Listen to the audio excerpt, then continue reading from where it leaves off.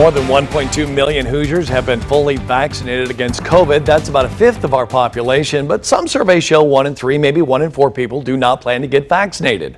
Dr. Christopher Belcher, the infectious disease medical director at Ascension St. Vincent, joining me now. Good morning to you, doctor.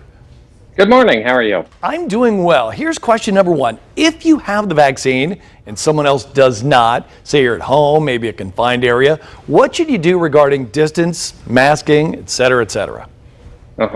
Generally at home, we haven't had distance and masking requirements for families. So things are pretty good, status quo there. But it does lend some comfort, especially in situations where that other person may be immunocompromised or alternately at higher risk. Again, if you're sick, if that other person at home's sick, you do need to mask up, keep your distance until they're over their quarantine period. What about in the public or workplace? Public or workplace, it's what we've been doing. Masking is still best for all of us, whether you've been vaccinated or not. And that's really still for yourself and for others as well. All right, here's a question some people have. Hey, I am fully vaccinated, so even though most people are not yet, can I go out without masking up? Yeah, and masking is still the way to go out in public, and for various reasons.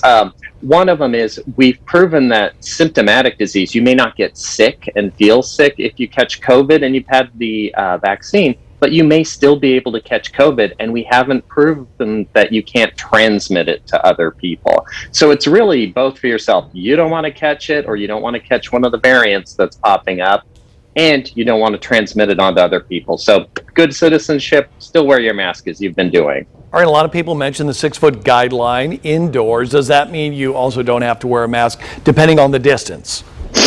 Yeah, so the CDC has said, if you're in a household where other visitors are coming in who are fully vaccinated and you're fully vaccinated, you don't have to worry about the distance or masking. Absolutely not. You're good bringing other people into your house if they've been vaccinated. Otherwise, out in public or work, those kind of places, it's still best. Keep your distance and mask up. It's going to be the best for everyone. All right, soon there's going to be enough vaccine for everyone who wants it, so it won't be a matter of can you get the vaccine, doctor, but will you get it? So with that in mind, how do you, I'm just curious as a doctor, if you do even, convince somebody who doesn't want to get the vaccine to get it?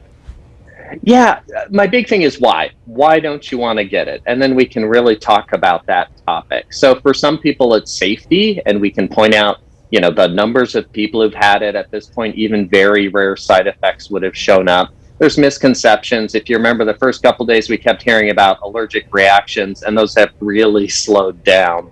And we're not seeing them as much. People get confused about the vaccines. You know, the Europeans are still going back and forth with AstraZeneca about blood clots. That's not happened with any of the 3 vaccines used in our country. So it helps to really know, is it a safety thing? Is it a worry about what allergies they have? There's all kinds of good sources to talk about. No, I'm just curious, is it different? Because you are a doctor. People will listen to you. But if somebody else is trying to convince maybe a family or a friend or something like that to get it, what are they supposed to do? Yeah, you don't need to be a doctor to convince your, friends, relatives, coworkers to get the vaccine. I think anyone can do it. Understand their concern. I think it's very powerful when you say you've been vaccinated and you're concerned about their health and you'd like to get them vaccinated. Understand it, point out some of the things, say, hey, and don't forget so-and-so has an immunocompromising condition and we don't want to do anything to hurt them.